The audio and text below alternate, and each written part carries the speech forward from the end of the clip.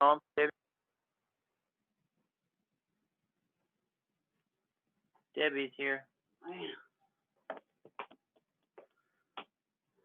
Okay, Megan. Yep, we hear you, Debbie. Okay.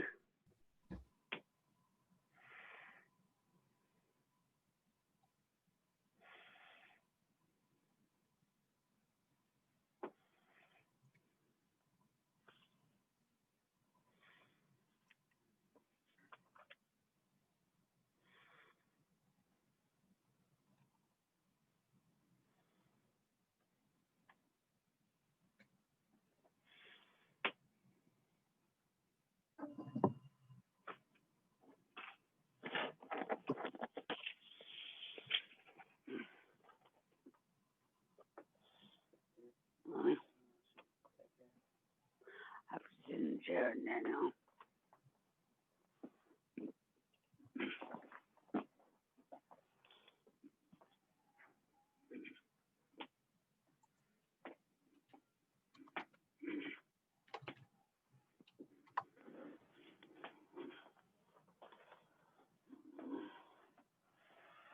I was looking at.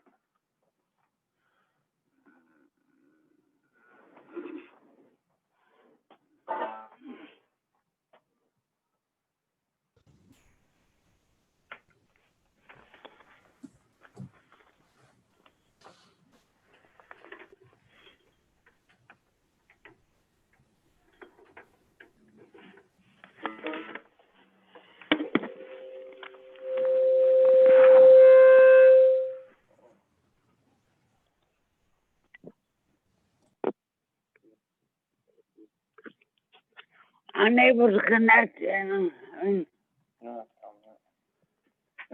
I'll figure it. All right, figure it out.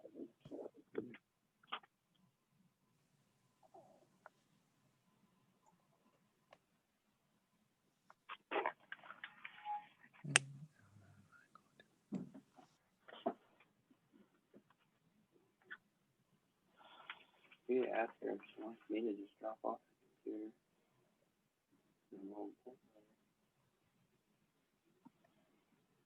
do you want your then to drop off the computer in a little bit? Again, Hi, Debbie. What's going on? do you want Daniel to drop off the computer in a little bit? You're able to get on via the computer now? No, We're trying. we're trying. Okay, I would maybe just try to do it via phone, given the technical problems you're having, okay? Yeah. Because the meeting's about to start.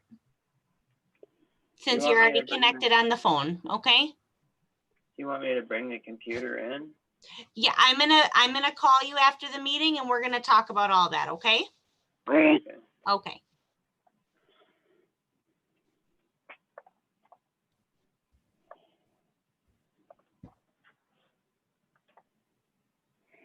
New password. You're on the meeting now. Yeah. So remember, phones are meeting. So we would have a quorum, right? Just 4 of us here? Yep, I think that would be a quorum. Okay.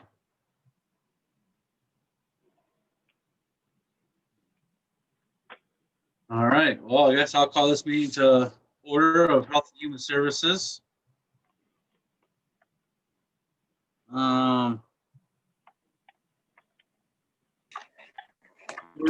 Was this meeting properly posted? Yes. All right. And I would entertain a motion to approve our 17-point agenda. Make the I'm gonna make motion. the motion to approve. Got a motion by Dr. Barris and it will be seconded by Debbie Kaiser. All those in favor signify by saying aye. Aye. Motion carried. Moving on to agenda item number 2, approved December 10th, 2020 Health and Human Services Board minutes. Are there any additions or corrections to those minutes?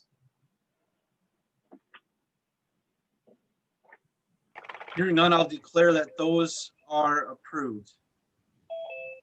Number 3, citizen comments. Are there any citizen comments? Any board member comments?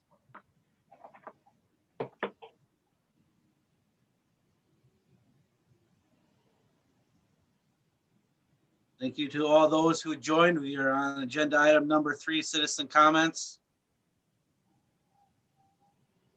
Hearing none. Move on to number 4, the director's report. Tracy? All right, thank you.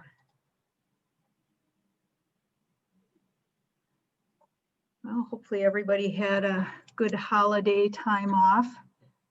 I'll start with some updates related to our program units. Behavioral Health Services, the CCS program, is implementing the Illness Management and Recovery Curriculum, which is an evidence-based model that provides education and skill development for individuals with serious mental illness. Behavioral Health has also added a relapse prevention group to its substance abuse treatment services.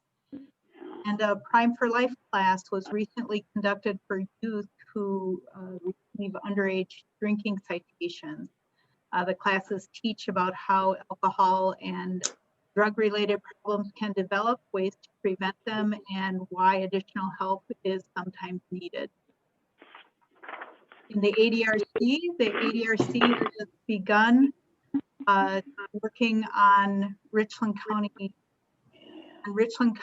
3-year aging plan, which guides how, pardon me, Mr. Chair, I'm going to take a moment and I may go ahead and hit the mute button. I know we're getting some feedback here. So I apologize for that. The ADRC has begun working on the Richland County 3-year aging program, which guides how we provide our aging programs and services that are funded by the Older Americans Act. After getting public input and developing the plan and budget, it'll be brought forward for approval by the Commission on Aging and Disability Committee, and then it goes on to the Health and Human Services Board, and then on to the county board before it's submitted to GWAR at the end of October. GWAR, again, is the Greater Wisconsin Agency on Aging Resources, which administers the aging programs for the state. The ADRC is continuing its partnership with Simon's Recreation to provide health promotion workshops to citizens who are over 60. Upcoming socially distanced classes with the requirement of a face covering include Tai Chi and Strong Bodies. Individuals who are interested and over 60 can contact Simon's for dates of classes. And then in the last few months, we've reported that the ADRC has been part of a community work group to provide Project Lifesaver to Richland County.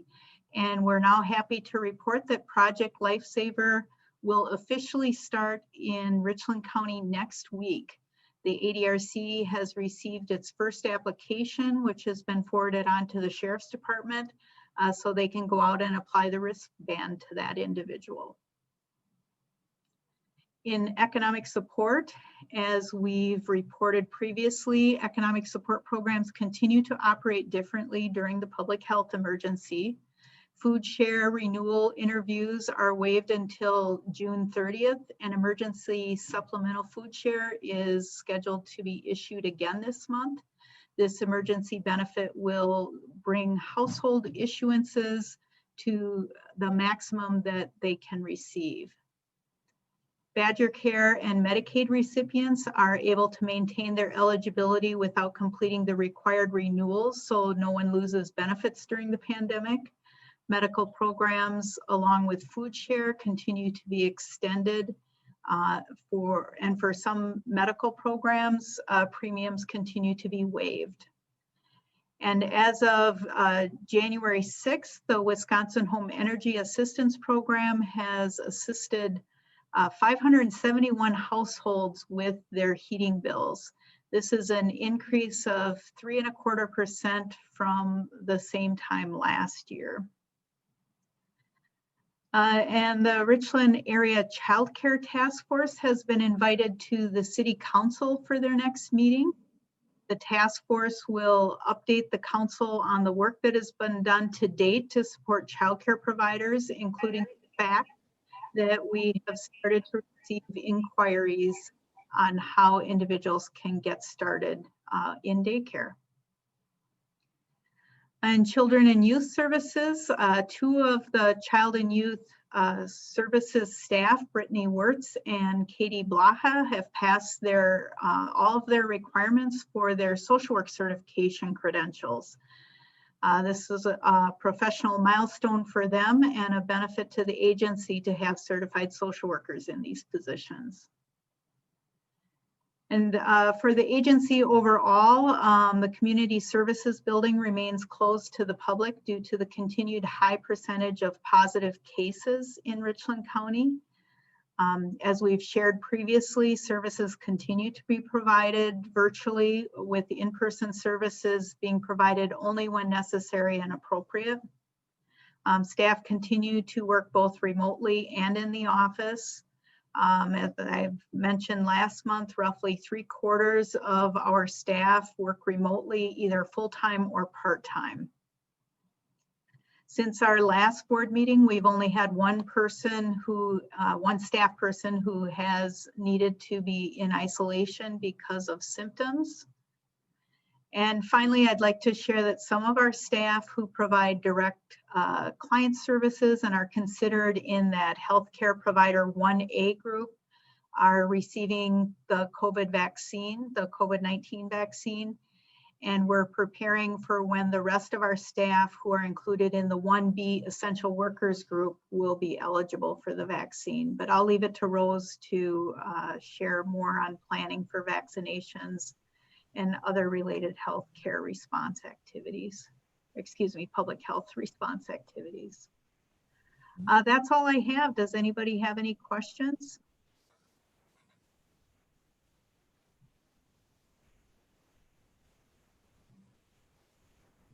All right. Thank you, Tracy. Rose, you want to go ahead with your health officer update? Yes, thank you and good morning. Yes, at this time, we are fortunate that we're seeing a leveling of the numbers of positive COVID cases here in Richland County. That has come in tandem with a decrease in testing as well. So as could be expected, as fewer individuals become tested, the fewer numbers of positive COVID-19 cases we will see. However, when we look at data from the Department of Health Services dashboard, we are seeing over time that we are seeing again a slow decrease in some of the categories of I guess it's the they look at 3 different categories of case burden, and we are slowly coming down from being critically high to being very high to now in 2 categories we're looking at a more moderate level. So we are seeing some leveling of those numbers. Now, the most of my time and attention is focused toward ramping up so that public health can begin the process of administering COVID-19 vaccines in the community. There's been a bit of a holdup because we've had some obstacles that, through no fault of anyone's, we've encountered. Our training, although complete, there have been some concerns regarding the whether or not some of our nurses had access to all of the training materials that were being offered. It appears as if one of our nurses did and 3 have not had access to all of those. And I have reached out to the state on 2 occasions at this point to get some clarification on whether or not I still am good to submit our what we call a readiness checklist so we can begin that process. Where I'm also awaiting confirmation of 2 additional community-based sites that we put an application into for approval earlier on. So there's again a couple obstacles that we're trying to overcome. Hopefully that'll occur very soon.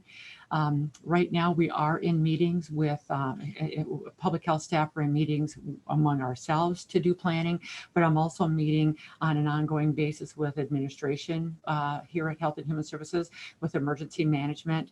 And then I also meet separately with Lyle Cradwell at the Richland Hospital, and then with representatives from Central Pharmacy.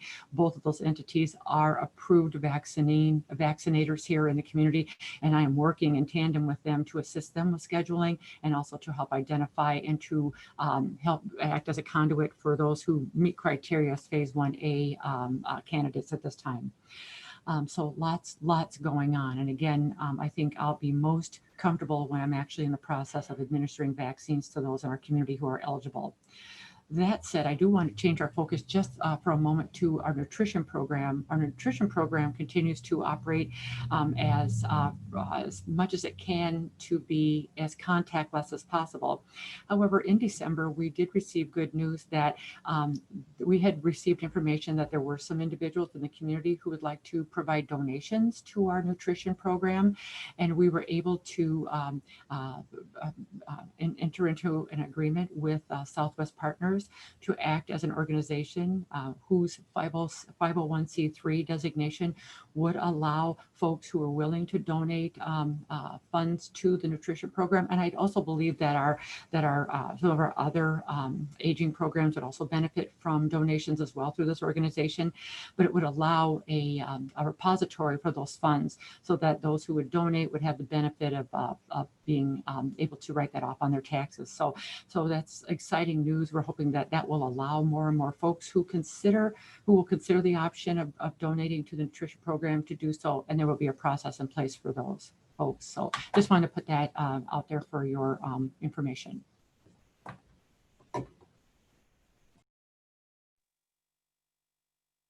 Any questions for Rose?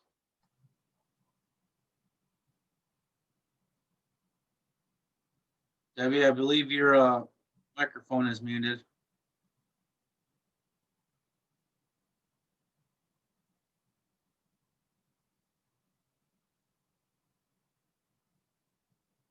There you go, you're unmuted. Okay. I have some questions. How many cases are there in Richland County? So do you have a phone going in the background, Debbie? Because we're getting an echo on our end. Yeah, I have a phone. I hear the voice of the being on the phone. So we can hear you off of the computer. So if you could turn off your phone, that would be great. I can turn off my phone. Can you hear okay? Can you hear okay on the computer?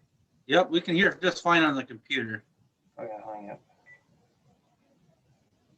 Okay, we'll hang up the phone then. I'd like to know how many cases of COVID are in Richland County now. Well, how many cases of COVID are in Richland County right now?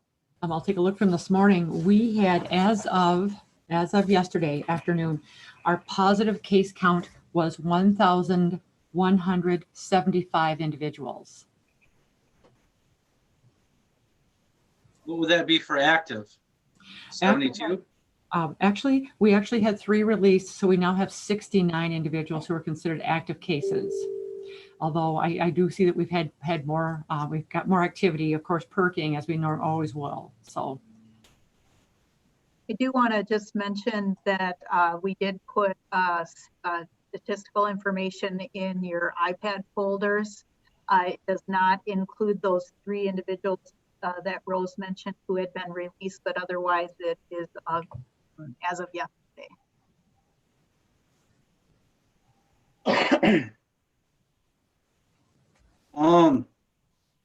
So we're on I think it looks like we're on a downward trend, but then sometimes it feels like we could be going up. What is our threshold on getting back to these phases that we initiated probably this summer sometime before everything hit? I know that when we looked at green lights, I know that it depends on the category, of course, but typically case activity over a 14-day period had to be under 5%. And that's been difficult to achieve because as our numbers of those individuals who have been tested has gone down and the rate of those who have tested positive has remained steady. And what I mean by that is if you've got 10 people that test, period, and 5 test positive, we've got a 50% burden already, or just attack rate for the numbers of folks that have been tested. So that tends to skew large numbers of those who get tested, helps to dilute that pool if we're having a fair amount of folks that test positive. For example, we have 10 people test period and 3, let's say we get 20 people and then we get 5, well then we've got a 25%. Whereas if we only get 10 people to get tested and 5 test positive, we've got 50%. So that's what we've been encountering for a while. That is starting to go down, however, slowly. And we were reaching upwards of 60% or better of those who tested positive. So that's the thing, that's a real benchmark for us to really take a look at that 14-day period of activity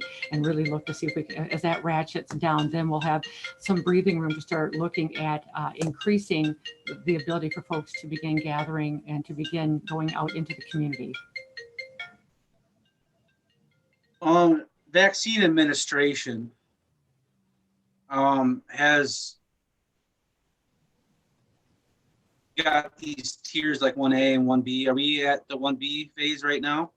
We are, according to the press release that came out from Secretary Designate Andrea Palm earlier this week, they are looking at adding those who are engaged in law enforcement and firefighting activities to begin the process of scheduling for vaccine next week, beginning the week of January 18th. That will usher in the phase 1B category. Of course, we still are awaiting specific guidance from the State Disaster Medical Advisory Committee. They call themselves SDMAC for short. They met on Tuesday morning and they provided recommendations at that point. There is a 1-week period of public comment that is continuing to occur at this time. And as of next week, we should have final recommendations. That will give us many more details on the job or occupation categories, who would be eligible under phase 1B. Also, those age ranges of individuals who may qualify just by virtue of their age. So as we learn more, we will extend that ability for folks to schedule and begin that process of being vaccinated. We are at this particular point having conversations with partners in the community, and they are doing surveys of their staff to identify the numbers of individuals who are interested and willing to receive a COVID-19 vaccine. They're having folks, provide contact information as well, so that folks can be scheduled for that activity. And also we're encouraging folks to take a close look at their own health to see whether or not they would be an appropriate candidate for that vaccine. And if there's any doubts, we would very much encourage them to reach out to their healthcare provider, so that when we do have the opportunity to see individuals, we see them in the safest manner possible.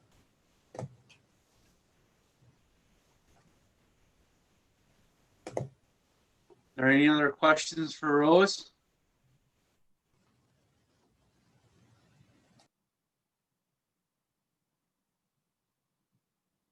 All right. Well, let's move on to agenda item number 6, review and approve the Health and Human Services vouchers. All right, I'll wait for Tracy to get it up there. Good morning, everyone. We have $52,996.79 to approve in vouchers today. A small part of that is 2021 vouchers, as you can see on the cover page there, and the rest is for 2020, closing out 2020. I still do expect after this next month for there still to be some 2020 expenses, but we're catching a good chunk of it this month. So moving to page 1 through 2, page 1 and 2 are our mileage expenses for the transportation program. So we won't go into detail on those. Moving to page 3. I'll highlight the notable expenses this month that are not more of a routine purchases, starting with the very first one. This is actually, the vendor total is midway down the page for $3,320.10. This is our credit card bill. The notable item is the very first one for $551. This is to purchase some replacement door locks for some of our offices where the door locks are broken. The rest are just routine purchases. The larger purchase there is our Cario electronic health record bill. That's monthly bill. Moving down, actually the rest of that page into the next page for a total of $2,552.50. You can stay on page 3, Tracy. So that's our CDWG bill. The notable item in that bill that isn't just a routine purchase is the 1,862 would be line 1078. Last year we bought part of a camera system to replace our internal surveillance, and we didn't have all the items that we needed. And this year we purchased some of the actual cameras that we need to start finishing up that project. So this was part of the cameras. It sounds like there still are some left to purchase that we'll probably buy possibly in 2021 to finish up that project. Moving then to page 4. This would be line 12 and 14 and 15, J-Comp, for a total vendor amount of $4,741.38. The first bill on there, the $2,264. This is a routine purchase every year for our annual SmartNets bill. It's basically the insurance policy on our switches and network equipment. We have to pay for that every year. And the other 2 items are a laptop and then a docking station for a new LTE public health position. So moving to page 5, the quill at the very bottom, the last, I think, 4 items goes into the next page and into the next page after that. There's a couple pages that have quill all the way into page 7 for a total of $2,989.84. So it basically, looking through all the bills, it breaks it up into 3 pieces. About a third of it is for COVID related disinfecting supplies, gloves, hand warmers for the site we have. About another third of it is copy paper. And the last third of it is stocking up on paper towels and garbage liners. So we have a stock of that. So that's what the total of that bill was for. And then at the very bottom of that page, for $3,180.55, line 46. Those were our flu shots for this year. Moving to page 8, it'd be lines shopping news bills, so 68 through 59 for 46.80 all the way down for a vendor total of $955.20. Yep, there you got it. This is for snowplow bids that went through a couple times, and 2 positions: the INA ADRC position, and the substance abuse counselor position. So page 9, there was nothing notable. These are more routine bills. So then into page 10 is our 2021 vouchers, and none of these are notable. They're just routine monthly bills. But I will talk about a few of them on the next page. The 2020 previously paid vouchers. We have a few that are unique in this section, so I'll talk about them. So line 3 to PESI were for 2 trainings that are being charged to CCS, so we'll get reimbursed for those. One was Rewire the Anxious Brain, and then a telehealth provider training. Line number 5, Prevention Research Institute, for instructor trainings for the Prime for Life program.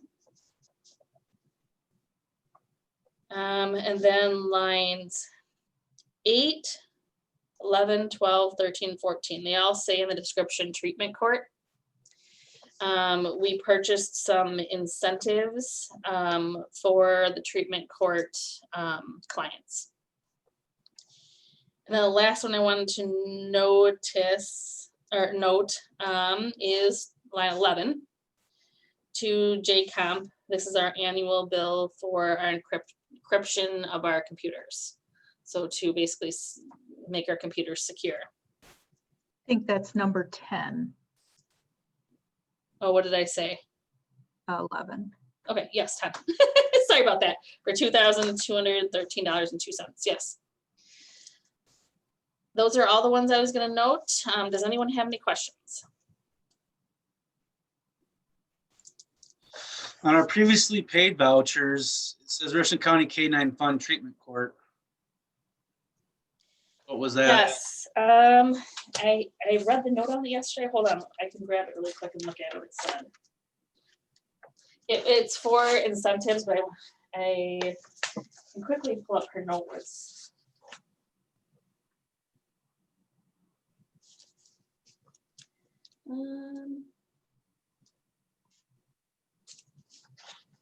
Some of those incentives are things that are given to the participants as they reach milestones. This is a wild guess, but it makes me wonder, you know, they're selling those stuffed dog. I wonder if they're purchasing some of those to use as incentives. The Rambo dogs that the sheriff's department is. I have a feeling that's what it was. I'm not putting my finger on this one right now. It's not in the previously paid stack. So that treatment court stuff, was that a grant also? Most of that? Yes, so it's totally Is- paid for. It's not any county. That's all permissible on that grant to buy stuff like that for the participants? Yep. Yeah, it's part of the evidence-based practice of providing incentives as treatment court participants meet certain milestones. So it's part of the program. It says, and I knew she had a specific note here, Richland County K-9 Fund, they're stuffed animals. So there must be just something that they are purchasing as a It's that, incentive or token. Okay. Any other questions? Do you know a year what we spend through JComp Technologies? What the dollar amount is totaled up? I could Seems easily like we have, do business with them quite a bit. yeah, I'd have to have Barb pull a vendor pull a vendor report. If you want that, I could have it by the end of probably the end of the meeting. No, that's fine. I just was curious. We do a lot of business with them. A lot of business with JCom. All of Yeah. our computers, I would at least 20, 30,000. I bet if that might even be on the low side. yeah, they do tend to give us the best prices for a lot of the technology pieces that we need. Yep. Does anyone else have any questions on our vouchers? And I would entertain a motion. Somebody would like to make a motion to approve those. Sounds like Debbie Kaiser is, but you're muted though, Debbie.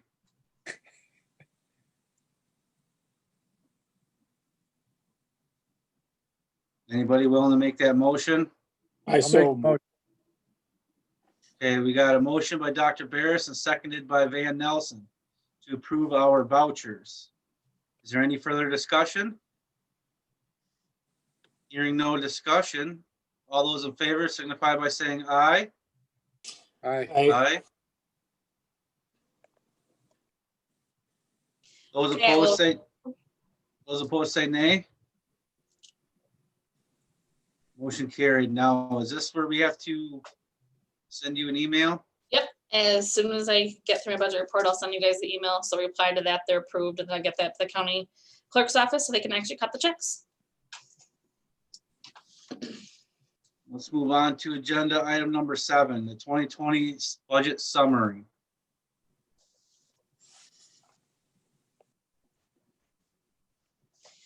All right, starting off with the left-hand side, we usually go through the utilization first. One thing I wanted to mention off the bat is I did find an error in the report. Under the staff line, Tracy highlighted the 600,447. Part of the maintenance staff was not included in that number. It was included in the number below. I was after I was sent this out, I realized that staff costs should almost be fully utilized, and I was trying to figure out what went wrong. And so the actual utilization, when I fixed the numbers of staff, is 93.6.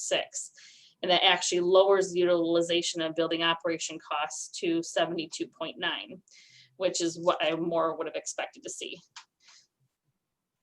So no, I can get a corrected report out as well. But yes, that is correct that we haven't spent quite a few of the building operation costs. I know we have, like for instance, snow plowing, we haven't really had much of that this year. There's just other things that haven't been spent. I do expect some bills to still trickle through, so that number will be higher than 72.9. Moving on to public health, it's not surprising that we've overspent public health this year. We did get a significant amount of COVID funds to cover those costs with the contract tracing piece, as well as the nutrition program. We did get some COVID funds to cover some of that, so it made our costs be actually less. Moving on to the ADRC, we've been trending low for elderly services because of the transportation program. It just hasn't been as big of a program as we expected this year just because of COVID. Less people are out and about kind of thing with the transportation program. Moving on to child and youth. Our 84.9, I guess I forgot to mention that everything should be 100% utilized this month. However, we do expect, we are behind on getting some of the bills in. So a lot of the December bills may not even be recorded here yet. I'm sorry, I should have started out with that first. But CPS contractual services, this is mostly our kinship reimbursements, and it's just lower than it was last year. We basically, for our kinship program, get the funds to reimburse the costs. So that is what it is, I guess. As far as the behavioral health unit, I think I've gone through where we're low each month since I looked back in July. So we've had the kind of the same trends going forward. With the mental health outpatient, we had an unfilled position, as well as the AOTA outpatient, the first two in behavioral health. So those lower utilizations don't surprise me at all. The CCS program shows 80.2%. We are, as of this report, 2 months behind on invoices. So I would expect another, what did I say, 170,000 still to come through over the next 2 months in invoices. So a good chunk of, I think it looked all of December and a good chunk of November still has to come through. So that will be closer to, I think, 1.8 when everything is 1.75 to 1.8 when we get everything in. Detox, we've talked about that the last couple meetings, that these are required to happen. We don't direct these charges basically. So we've overspent this month. As far as APS, we had an unfilled position as well. And treatment court, basically we had set the budget amount higher than what our actual portion is. So that's not, the utilization being under isn't surprising to me. And then lastly, children with disabilities, being at 70.5, we just had less in the program this year. So just less cost and less revenue then going hand in hand. Any questions about that? I know there's a lot to go through there. On the public health, the numbers there, is that before we received any money from the state, or is that after receiving money from the state? These are only showing you a picture of the expenses. So I guess it's, well, this would be probably before. This is all of our expenses through December. So, well, actually, it pretty much explains the difference between the actual amount 276 and 216. I put in a claim this week for 65,000 to the state for the contract tracing piece. So we're going to come out good in public health because of the extra funds of the state. Any other questions before I move on? Okay, moving on. We have our revenues through December and our expenses, our actual numbers through December, with some anticipated lines still in there because we haven't had everything come through. We have still, I would say, about a month's worth of revenue with our biggest claims outstanding. And then we have, I would say, probably 300,000 in anticipated expenses still outstanding, but that number, the 1,037 in anticipated expenses, also includes the Winnebago piece. To be able to show you that what our current budget balance, the way the actual AS400 books show right now, is that negative 511,034. This reflects that none of our Winnebago Mental Health Institute costs have been charged back to, as we've talked about, that chargeback process to the placement fund at this point. Partially because all of our Winnebago charges throughout the year were higher than our actual allocations each month. So there wasn't a payment that actually came to us to do the transfer. And then towards the end of the year, with Derek leaving in the clerk's office, they're just trying to scramble to catch up. So I'm really hoping that that can make this happen. I can't guarantee that it's going to happen with just all the things that they've got going on over there. So basically, then it appears that our core budget is in the negative, but when in fact the Mental Health Institute charges, as you can see through November, of $700,008 have not actually gone back to the placement fund. They're sitting in our core budget right now. Does anyone have any questions on that? Does that make sense? So if then all the transfers do end up happening, where we're projecting the year end to look in the core budget is at 188,974 number. I do want to mention a few things. We did get our 2019 WMCR number, that number we wait for at the end of every year. And that was about $40,000, so we're happy about that. And then I just want to explain why we're projecting this surplus. We are, and sort of just a few things that led to the surplus this year. Early on in the year, we had, what do they call it, Tracy? Not an exact audit, but a deeper dive into WMCR. And we early on in the year got an additional $70,000 as a result of that audit, so to speak, with WMCR. And then we got this additional $40,000 WMCR payment, as well as there was $55,000 in enhanced funding in the IM program that we didn't budget to spend because that's a very variable amount each year, and we're not sure we can count on it every year. The reason I mention these things it's what led to our surplus. But with the 2021 budget, we have built these into the budget. So these variable pieces, even though they're really variable, are budgeted for 2021. So we hope that all those funds come through as expected next year. But just one other thing I wanted to mention that makes this number extremely hard to project at the end of the year. I counted today, and we have about 150 revenue streams that we're tracking. So our budgets, I think it doesn't maybe get said enough, but are extremely complex. So it's not just we get one big pot of money and we have to figure out how to manage it.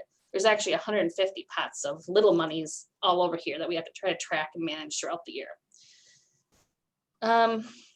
Any questions, I guess? That's just all I wanted to mention today.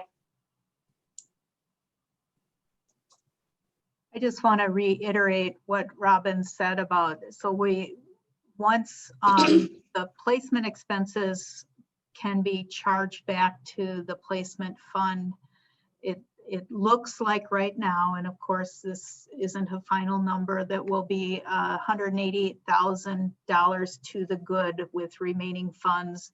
And like Robin said, some of those are less predictable revenue streams that we don't know for sure that we're going to get. But now with Robin's and my experience of being here for a couple of years, and with the pressure of needing to reduce our tax levy for the 2021 budget by $120,000, we have decided to include those anticipated revenues in our budget for 2021 to allow us to make the budget work with that tax levy reduction. So we think that we made a fair estimate of what we would be able to receive, but that was the position we felt we were in to not end the year with additional funds that maybe could have been used for services. Yes, that just to piggyback on that, we don't expect any number like that next year because these variable pieces we built into the budget to cover expenses. Any other questions? If not, move forward with the placement piece. Are you ready for that, Mr. Chair? I believe we are, Okay. unless somebody else objects. Let's go forward with that placement. All right. So we combined the placement report with the placement presentation for this agenda item because I think there have been some questions it seems like a good time to review how placements work and what's happening with them. So what I have here is a PowerPoint to talk a little bit about placements. So as the board already knows, individual placements are confidential. We need to protect the privacy of individuals because of HIPAA. So we aren't going to be able to give you any client-specific information or answer any client-specific questions. It's also important to note how placements, what's the authority for making placements. Placements occur either under court order or if an individual voluntarily agrees to a placement. The majority of the placements occur with a court order or under some sort of court oversight, but some placements may occur voluntarily in order to manage an individual's safety, that's the better option than to have the person be at risk in the community and they're willing to receive that help. The other principle is that principle of least restriction.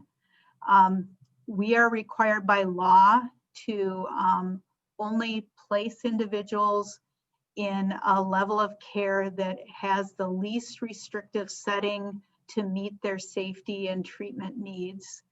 So if somebody is in a higher level placement, but they really don't have that need, we need to move them to a level that meets their needs. So we're responsible to manage this and continuously monitor whether or not a placement is appropriate for the individual. So just a note, review on reading the placement report. So the adult placements are shown on one side or one page, and the next page shows the child placements. Adult placements are Fund 54 and child placements are Fund 44. Each of the adult and child placements are divided into two types: institutional type placements and community type placements. And then below that, you'll see an example of the types of placement facilities, as well as the cost range for those types of placements. And then the chart with all the different colors shows, each color shows an individual. So if you see one color continuing throughout the year, that is one individual who is either continuing in a placement or returning to a placement. So if you see that color gray going across the charts, that's one person. And so that gives you a sense of numbers of individuals as well as ongoing placements for individuals. And then below the charts are tables that give you a little bit more detail. So the tables will tell you the total number of days of stay for each month, the total number of individuals who were in placement for that month, the monthly cost of all of the placements, any reimbursements or credits that were received against that cost, and then what the county's final expense for the placement is. Just using the child placement page as an example. So the tables, again, for child institutional placement, we do break out the institutional versus the detention because those are different types of placements, but still kind of in that institutional realm. And we also break out the group home treatment foster care and regular foster care placements just to show the distinction because those are different placement types as well. And then finally, each of the tables are totaled beneath them so that you can see what the total expenses are to date. And then at the very bottom of, pardon me, each page, you can see where the fund started, what the current expenses to those placements are, and then what are the remaining funds available in that particular fund.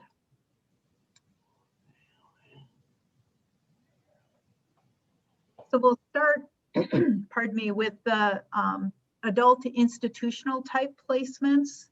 So here you'll see that we have expended $41,876 in crisis stabilization and $794,669 in adult institutional. Those are primarily the Winnebago costs, but they may be other institutional costs included in there or outpatient costs. And I'll ask Miranda to give you a little bit of information about what would cause someone to utilize those placements. Sure. So adults can be placed in institutions that the county pays for when individuals are under two categories, either a mental health commitment in the Chapter 51 process or a guardianship. And mental health commitments occur when adults or children are believed to be a danger to themselves or others due to a treatable mental illness, and they can't remain safely in the community setting. When individuals are believed to be a danger to themselves or others, a risk assessment is completed either by our county staff or our contracted staff through Northwest Connections. And all the staff have to have completed training under the Emergency Services Program or DHS Chapter 34. Alternative placements are always considered before an individual is placed on an emergency detention. And these options include sending an individual home under a crisis response plan with others and working with the client to go to a crisis stabilization setting, or the person may voluntarily admit to a psychiatric hospital. An emergency detention must again be authorized by a staff member of the county or the county's designated agency in order for the detention to take place. And during the emergency detention process, we look at all other local psychiatric hospitals first as placement options. We also look at those alternative options, as including our step-down settings. And after all of that has been ruled out, then Winnebago Mental Health or the state hospital would be the last placement of resort for an emergency detention. And then just a little bit more about that process. Following the emergency detention, there's a probable cause hearing that includes testimony from a psychiatrist at the admitting facility to confirm that there's a necessity for inpatient treatment. And then following the initial hearing, if the patient's unable to voluntarily accept treatment, then there's a follow-up hearing that places the person under a court order or a commitment order obligating them to get treatment, or a settlement agreement. And when individuals under commitment orders or guardianships are unable to return safely to the community from a psychiatric hospital, they may be placed a couple different places, in an institute for mental disease, or group homes or adult family homes as step-down placements. And then the other area, guardianships, are filed with the court when an individual, because of impairment, is unable to effectively receive and evaluate information or to make or communicate decisions to such an extent that they're unable to meet their essential requirements for their own health and safety. There are two types of guardianships that we work with the court. The first is a guardian of person, and the second is a guardian of estate or finances. Under a guardianship, we can also have a petition for protective placement, which would cause individuals to be placed in one of those placement facilities that we've spoken of. Should someone with a guardianship not have financial means to fund a protective placement, either through a long-term care program that's typically funded by Medicaid, the county is also responsible to fund long-term care placements that are not a nursing home level of care until another funding source can be secured.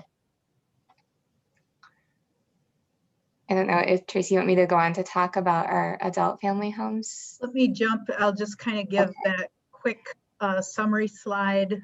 So as Miranda said, mental health institutes like Winnebago are one of the institutional type placements, and you can see the cost range for that type of placement. And as Miranda outlined, the reasons why someone might be placed at Winnebago. Other institutes for mental disease include, that it's kind of an old term, that IMD includes Trempealeau County Healthcare, which is a much lower cost, but still an institutional type placement. And those are utilized for longer term treatment needs. So if we anticipate someone will be in institution setting for a long term, then we may try to get them into that IMD. Miranda mentioned inpatient hospital stays, and then crisis stabilization. I'll move on to community type placements, and you'll see that through November, our total for community type placements was 373,506. And go ahead, Miranda. So the two community type placements that we primarily use for step down placements are again adult family homes or community-based residential facilities. When individuals are placed in these facilities, they're generally under a Chapter 51 commitment, a settlement agreement, or a guardianship order. And under less typical circumstances, individuals without a court order may go into one of those step-down facilities for a short period of time. We use those facilities when individuals are otherwise unable to meet their own health and safety needs in a less restrictive setting. This happens when individuals, again, have been hospitalized for their psychiatric care. And once individuals, again, are under that commitment or settlement agreement, the county is responsible to maintain the safety of the person in the least restrictive setting possible. And the county crisis worker, along with the individual's mental health team of providers and the court, determine the least restrictive setting.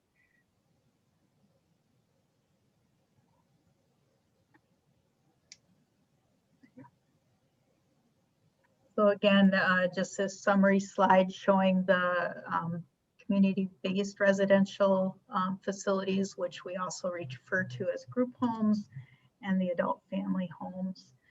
You'll see that one very high cost to adult family homes for anywhere from $81 per day to the $1,600 per day.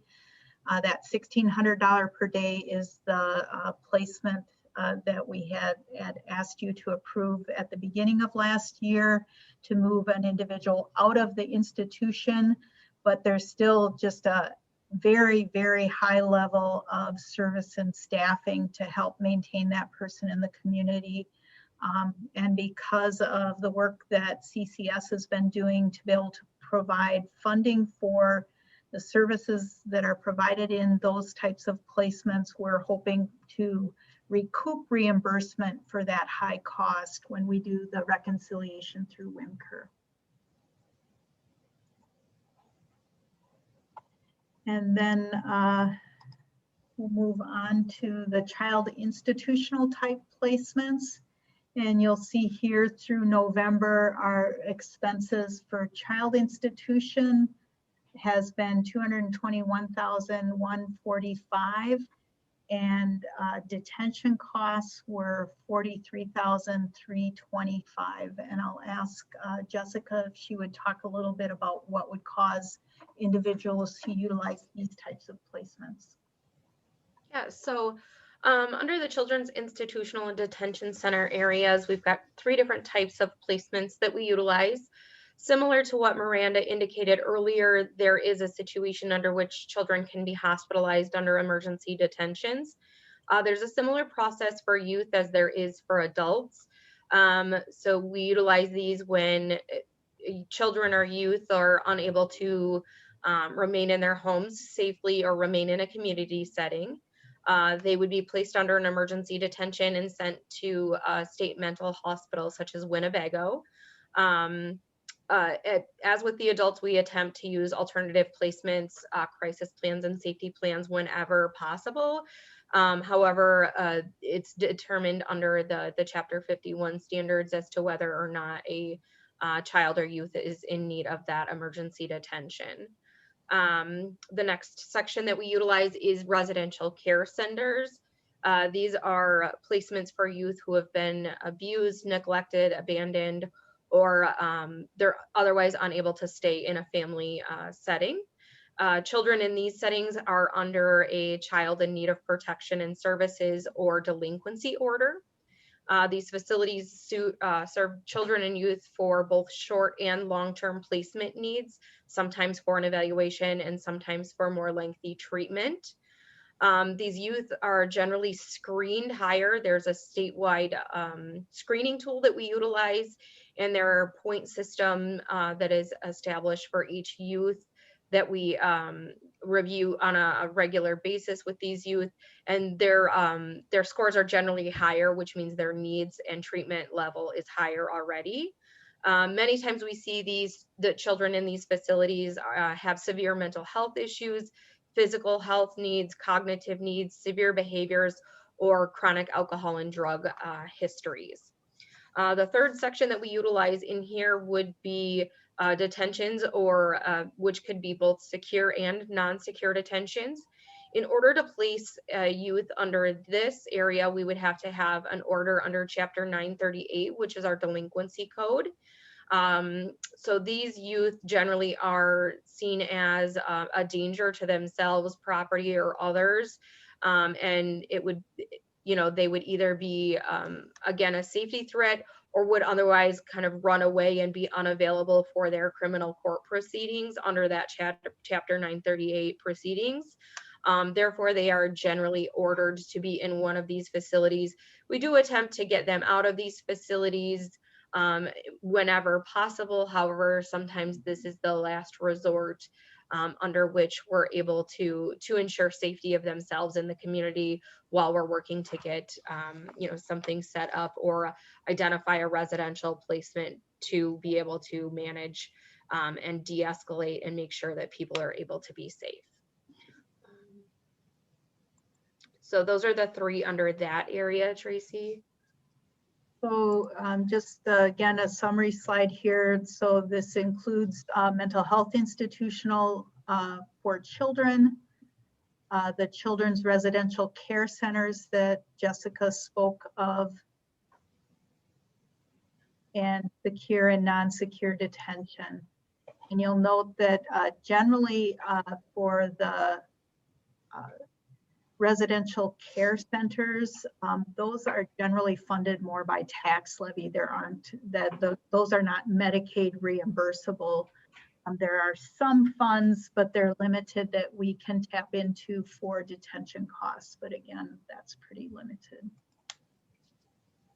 Then community type placement. So you'll see here for group home and treatment foster care through November, our expenses were $194,864, and for regular foster care, the expenses were $27,265. Jessica, do you want to talk about those? Sure. So children in these type of placements can be placed in one of these types of settings, so foster care, treatment foster care, or group homes. Again, if they're a victim of abuse, neglect, abandonment, or are otherwise unable to remain in the family setting. So some of these could also be our youth justice and delinquency youth that may pose a risk, or there's a parent is unable to meet that youth's needs, which cause them to be in out-of-home care. Children in these placements, again, are assessed on their level of needs, which determines kind of what level of placement they are in. From least restrictive to most restrictive, that would be foster care, then treatment foster care would be the next one up, and group home care would be the one after that.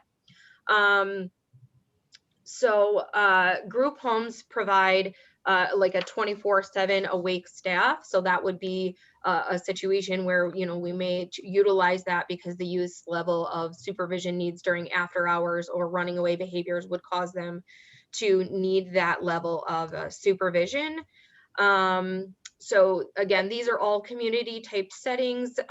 Most youth attend school in their communities, treatment in their communities, and things like that. These are the most closely related to an in-home family placement. And again, you can go up and down those levels as to the child's need and level of placement. For these placements, we're able to complete child support referrals and collect some funding related to if a youth receives Social Security for themselves as well, to help reimburse for these types of placements.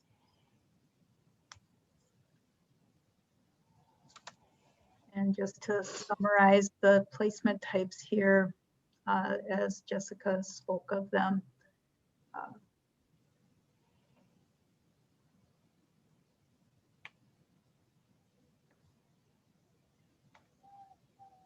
So generally, the strategies to try to prevent or reduce the length of stay or the county cost for placements are diversion activities where we would employ crisis intervention services and engagement and linkage to community services in order to divert the need for placement.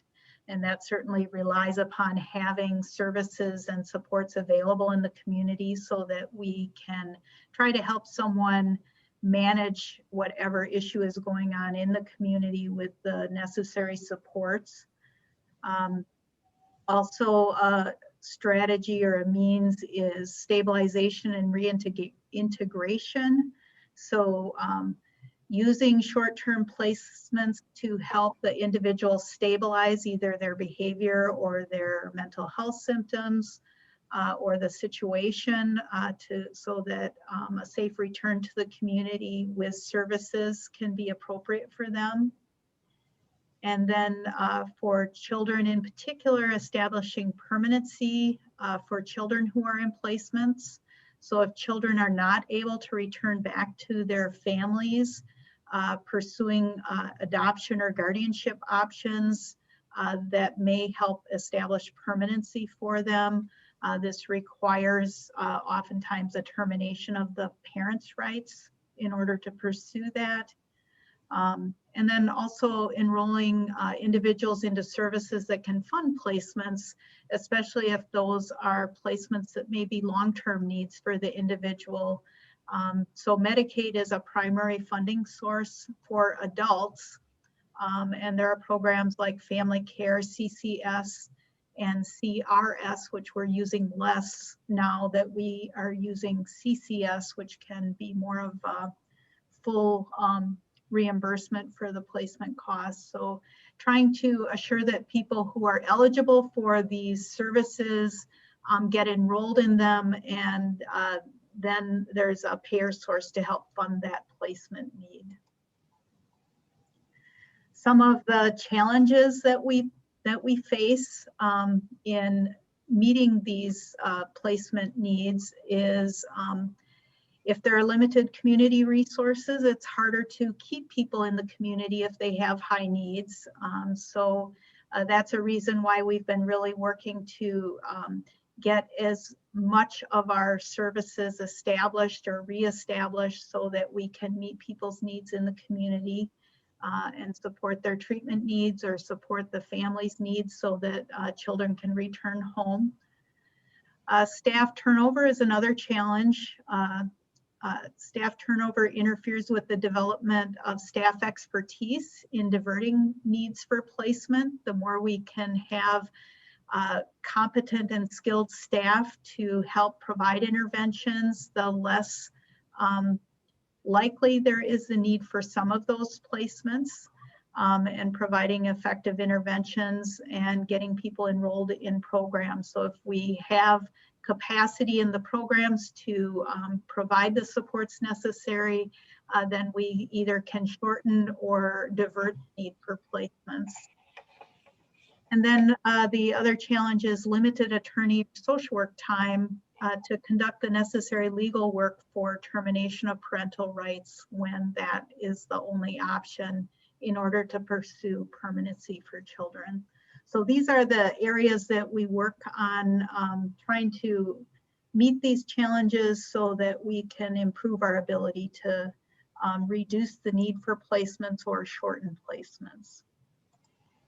Does anybody have any questions?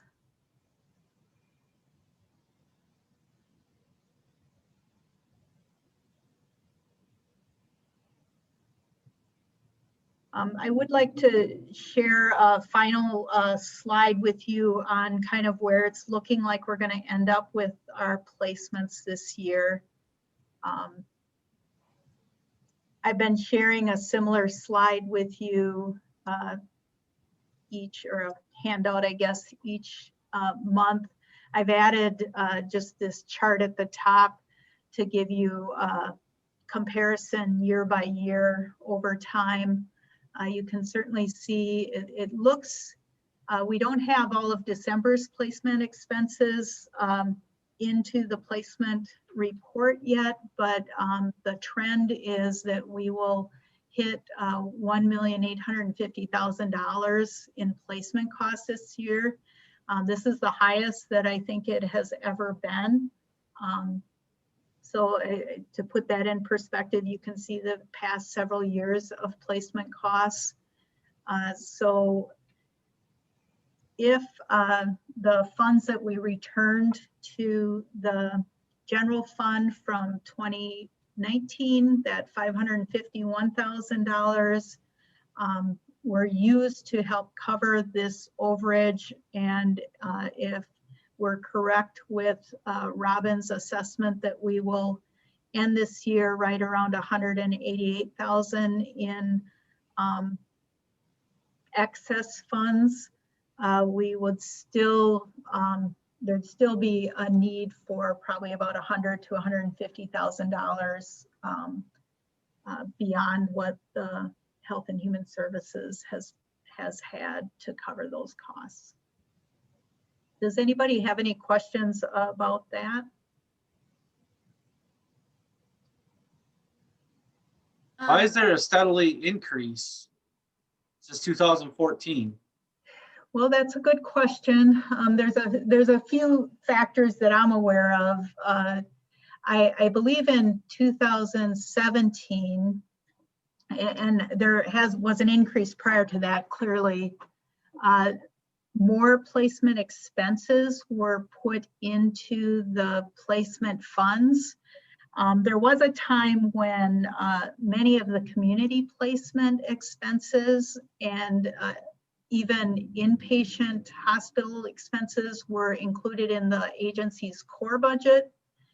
And at some point, those expenses were then applied to the placement fund. So that's one of the factors.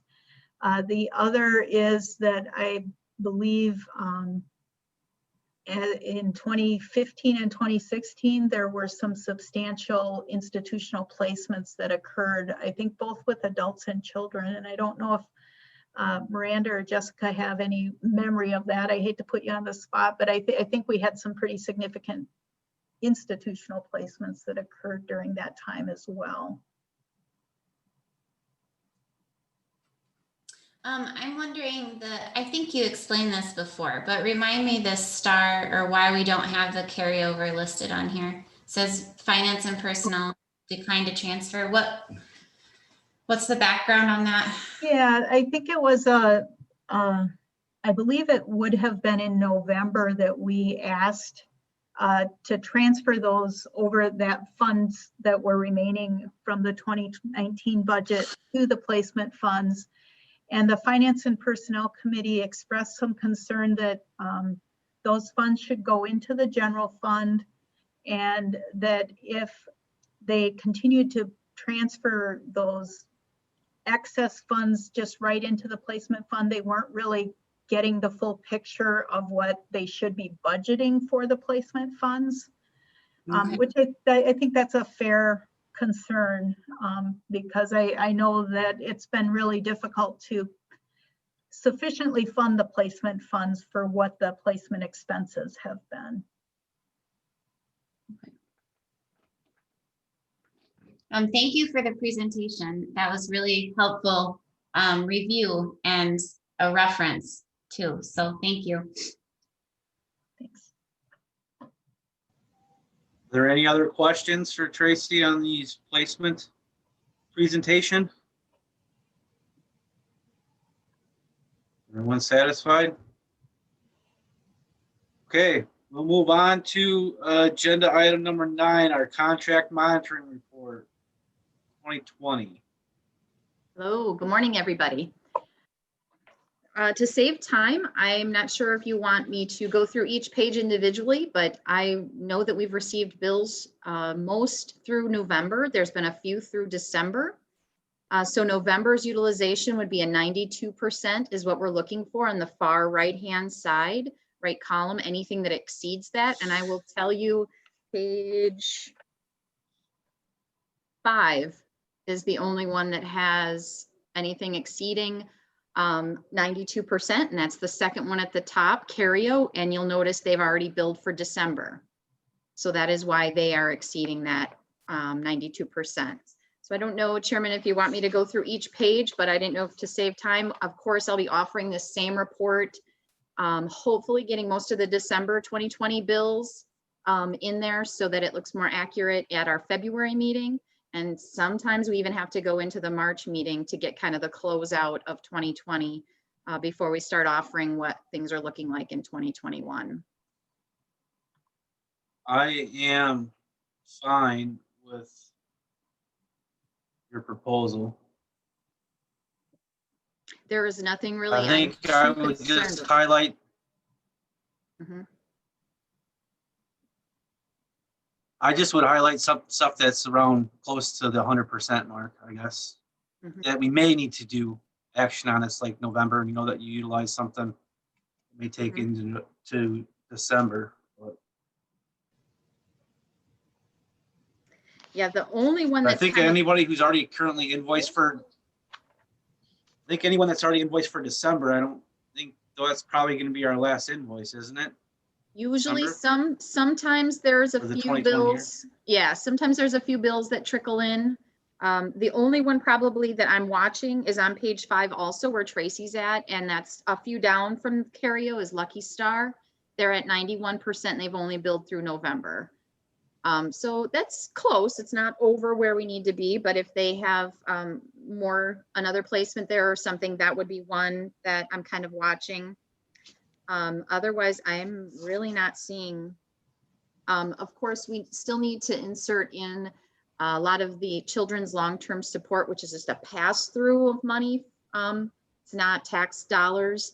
That those are figures that we usually kind of firm up more at the end of the year to give us an accurate representation of what 2020 actually looked like. But one of those happens to be on page 6, I believe. Wait, Premier Financial, it might be a little, there it is, page 3. Sorry, Tracy.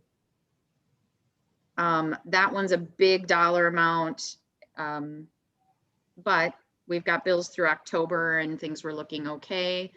That one's probably the one in previous years that we have had to amend in February or so as we see those final bills start trickling in and things are higher than what we anticipated. And those are some bigger dollars. 150,000 is the contract amount. So you should know more next month with that one. Any question from the committee?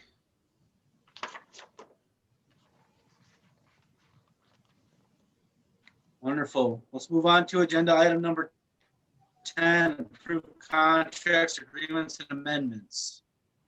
So there would be a revised, there it is, yes. Had a few come in. Sorry, just organizing my papers here. So a new Jess, Jess is with us today. Jess, did you want to go ahead and explain what that one was? Sure. This is a treatment foster home for a youth that we identified. This will be also ongoing into 2021. This is a child-specific request for 2020 as the child had to be removed. And due to their level of needs, we had to identify a treatment foster home for them. A New Family Services is a placing agency for treatment foster homes. So you'll see that one not to exceed $3,000. We did place in the month of December, so it will remain under that $3,000, which we've already been billed for. And then I believe that there is one below as well, which is a higher level amount. We would anticipate potentially continuing. So this youth continues to remain in this home. We don't think that it's going to be a long-term placement. However, I did do $15,000 as they are a treatment agency that we could utilize for other youth if necessary moving forward.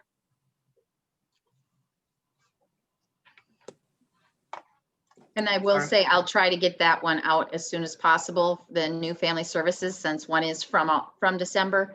So as soon as we get approval for that, I will be trying to get those out in the mail right away.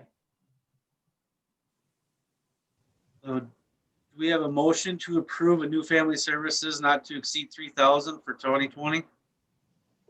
I do.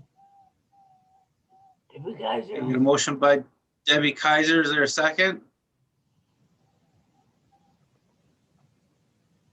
I will second that motion. Is there any discussion?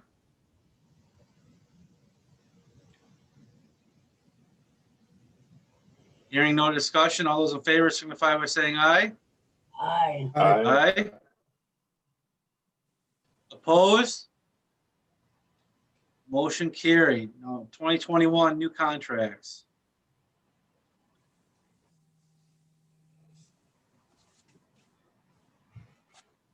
Jess, are you going to continue with Cholita? Yes. So we had been utilizing Cholita last year. We were anticipating that the youth who was placed there would be exiting Cholita and going into another placement facility, as we're trying to locate a step down facility for that youth or a group home placement setting. That has not been able to occur. Therefore, we are submitting a request to add an amount for Cholita Institute, as that youth does remain in that placement at this time.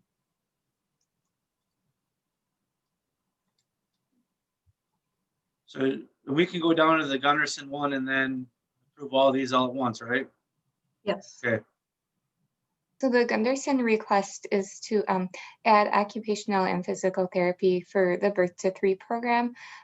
They do have providers available through Gunderson in Hillsborough and Gunderson in Basketball.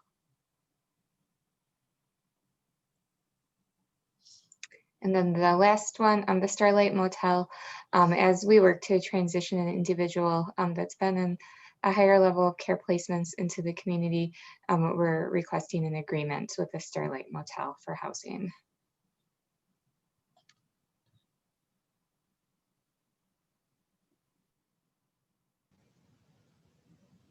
That's our responsibility to provide housing.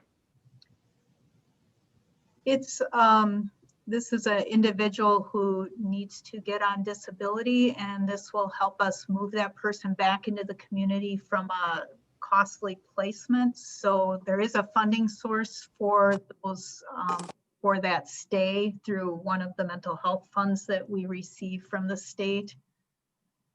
So I wouldn't necessarily say it's our responsibility, but it's probably in the best interest of the client and probably financially in the best interest of the county to help move this forward. And it's funded under, it's a funding category, but it's institutional relocation funds.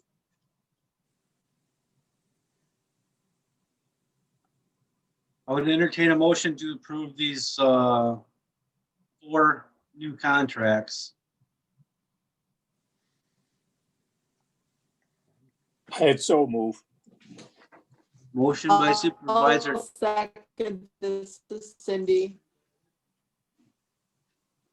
So motion by Supervisor Nelson and seconded by Cindy Checker. Is there any further discussion on those new contracts? Hearing none, all those in favor signify by saying aye. Aye. Aye. Aye.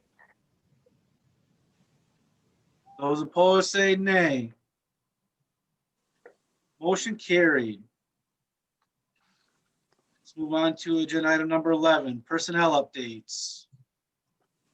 All right, you do have a memo kind of showing this in your board folder. We did hire the information assistance position for the ADRC. One of our staff from another unit applied for that position along with some other candidates, and we did hire Cassie Sanders effective on the 4th of January. We do unfortunately have some resignations to report. Jean Henko, who is a temp casual nutrition site worker, has resigned her position as of the 11th of December. Cassie Sanders, who we hired into the ADRC position, resigned her position in economic support. Daniel Owen, who is a temp casual driver and escort driver, resigned his position as of the 4th of January. And Andrea Speth, an economic support specialist, has submitted her resignation and will end as of the 22nd of this month. And then we do have one Southwest Workforce Development Board lease staff. We had an LTE position that ended at the end of the year, and that was Deborah Mitchell, who was working as a receptionist. Does anybody have any questions about any of those? Is there any concerns with the ones that resigned? Retired? You know, I think I don't have much information on the temp casual staff. In terms of the economic support specialists, I think the concern is that that individual applied for a position with another county for the same type of work, actually another county in our consortium that pays a substantially higher wage. Now with the prospect of staff, more agencies offering remote work, staff don't have that commuting issue. And so one of our staff was able to apply for a position with Dane County and work remotely for Dane County at a higher wage doing the same work. So I guess I just want the board to be aware of that, that we could be more at risk of losing staff if wage is a factor in their decision.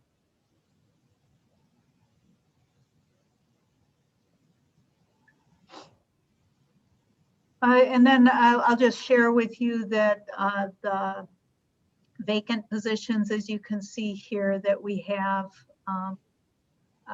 we are currently advertising for that temp casual driver, escort driver for the ADRC. Behavioral Health Services still has 2 mental health therapist vacant positions that we are recruiting. We did do some interviewing for that this week. And now we have 2 vacancies for economic support specialists. And so if the ad isn't already out, it will be out soon to recruit for those vacancies. Otherwise, all other open positions that are on our Health and Human Services role are currently on hold. Any questions with any of those?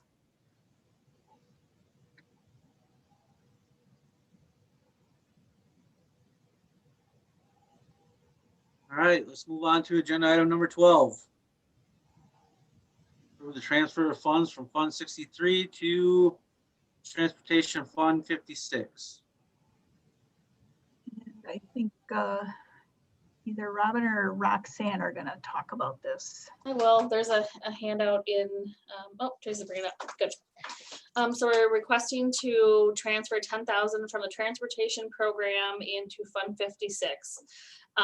This typically happens every year, that about 20,000, which is that AMZO piece we talk about, the administrative costs, need to go back to the transportation program. So we early on in the year already deposited 7,900 into Fund 56, and this is the balance of that administrative cost that we basically want to move to Fund 56 to cover our administrative costs from the transportation program. So then there was just a little note at the bottom that the balance of Fund 63 after the transfer does not go back to the general fund, but goes to Fund 18 for future transportation expenses. So that's just a note, I guess. Did I explain that well enough?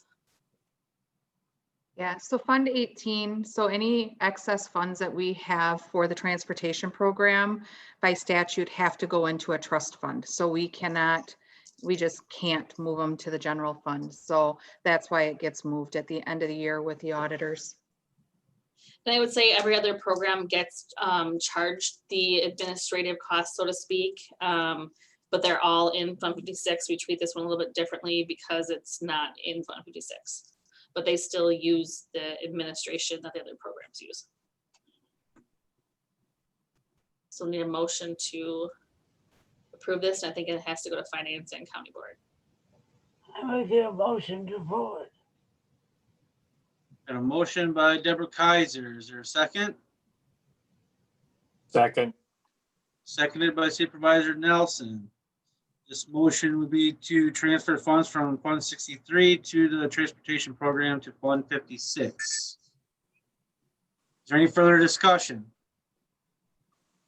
Hearing no discussion, all those in favor signify by saying aye. Aye. Aye. Those opposed say nay. Motion carried.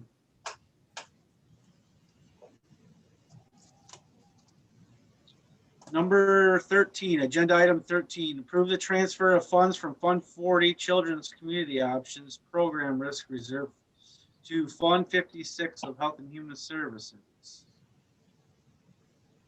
$199. Yep.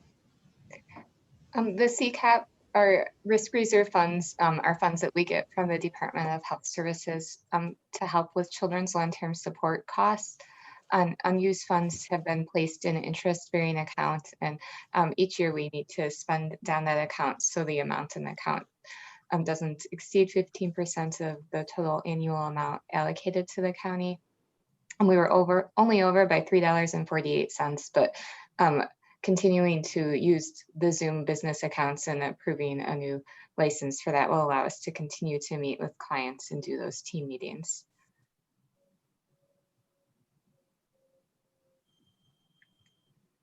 Would we have a motion to approve the transfer of $199? Make the motion. Motion by Supervisor Glassbrenner. Is there a second? I second it, Debbie Kaiser. Seconded by Debbie Kaiser. And any further discussion on this transfer? Hearing none, all those in favor, you can signify by saying aye. Aye. Aye. Those opposed say nay. Motion carried. Moving on to agenda item number 14. Approve the secure email encryption software purchase. Yeah, so this is for any of our email communication related to confidential or protected health information. Emails need to be encrypted, pardon me, or secured. And what we've done up to this point is we purchase individual licenses for staff to encrypt their email when they're sending something out securely. That need continues to grow. We've purchased quite a few licenses over the last couple of years, and we've kind of hit a tipping point where it's more beneficial for us to purchase this Barracuda email security gateway, which would encrypt all emails for the entire agency, rather than picking and choosing which staff need it.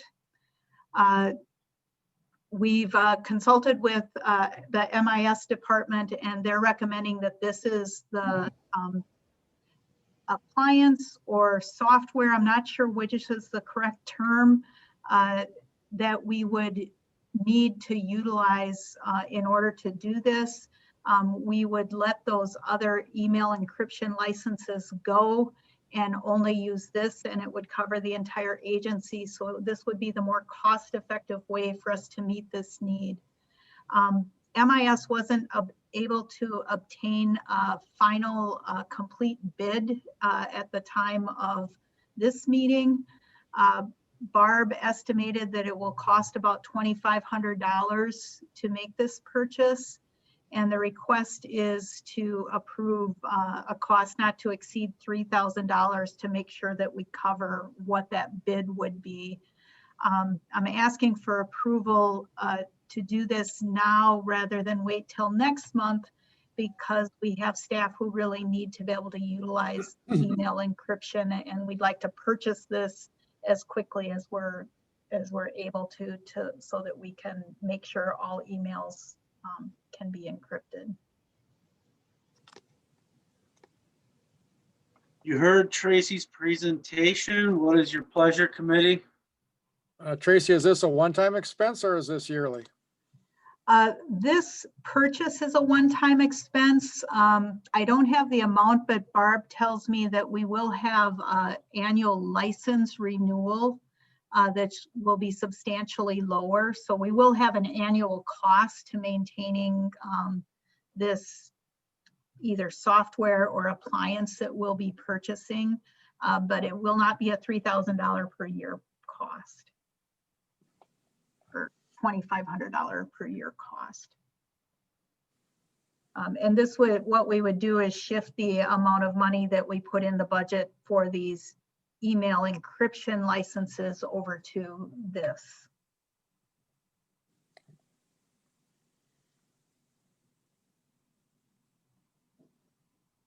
Would anybody be willing to make a motion to approve the purchase of Barracuda Email Security Gateway? Make a motion to approve it. Motion by Deborah Kaiser. Is there a second?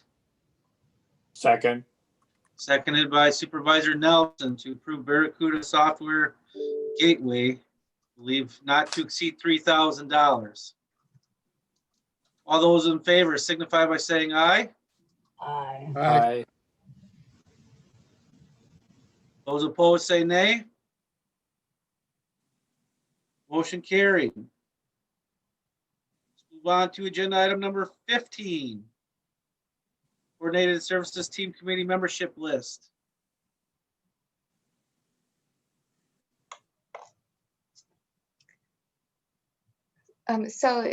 We are requesting at our December 2020 meeting of our CST Coordinating Committee, we approved some membership changes for the 2021 calendar year. And then looking at that, it looked like it had been a little time since the entire membership list had been approved by our committee. So I won't go through each person unless anybody has specific questions, but we did update our parent guardian list and then amended our HHS representatives and school district representatives to be a specific staff or a designee. And the CST Coordinating Committee approves policy and procedure changes for the Coordinated Services Team program and also the community, Children's Community Options or CCAP program. So I assume the first 5 members are kind of permanent members to this committee, but the other citizen, like parent guardian members, are there any term limits on these? You know, county board follows like a 6-year term limit. So DHS 46 governs this, and there are not term limits listed. Okay. No. Wonderful. What is the committee's pleasure? Motion would be appropriate. I can approve. Motion by Supervisor Glassbrenner. Is there a second? I second it. Debbie Kaiser. Debbie Kaiser seconds. Any further discussion on the approval of the Coordinated Services Team Committee membership list? Hearing none. All those in favor signify by saying aye. Aye. Aye. Aye. Those opposed say nay. Motion carried. Number 16, approve new county positions included in the 2021 budget. So this was postponed from November 12th. Correct. We were continuing to leave this on the agenda so that when it's appropriate for the Health and Human Services Board to take it up, we'll have it on the agenda, pardon me. So I think at the November meeting, we had brought this forward, and the Health and Human Services Board requested that we seek some guidance from the Finance and Personnel Committee about the best way to proceed. As you'll recall, this was our proposal to transition several of our full-time Southwest Workforce Development Board lease staff into county positions. And I think there was some concern because of, I think, some things that were expressed by the Finance and Personnel Committee on some previous requests. So this did not get on the agenda for the January Finance and Personnel Committee that was held last week. I believe, I don't know if it's going to be on the agenda for there is going to be a Finance and Personnel Committee held still again in January, but it will be following the county board meeting. I don't recall the date exactly, but we are going to request some time on the agenda so that we can seek some guidance from the Finance and Personnel Committee related to this item. So this is just your update. I don't think we're asking for any action yet because we haven't gotten that guidance. That brings us to agenda item number 17. Before we adjourn, committee members, remember to email Robin with your email approval for our monthly invoices that we have. With that, I would entertain a motion for adjournment. I so move. Motion by Supervisor Nelson. Is there a second? I second it, Debbie Castro. Seconded by Debbie. All those in favor signify by saying aye. Aye. Aye. Aye. Opposed? We'll see you next month in February. Thanks. Aye. Aye.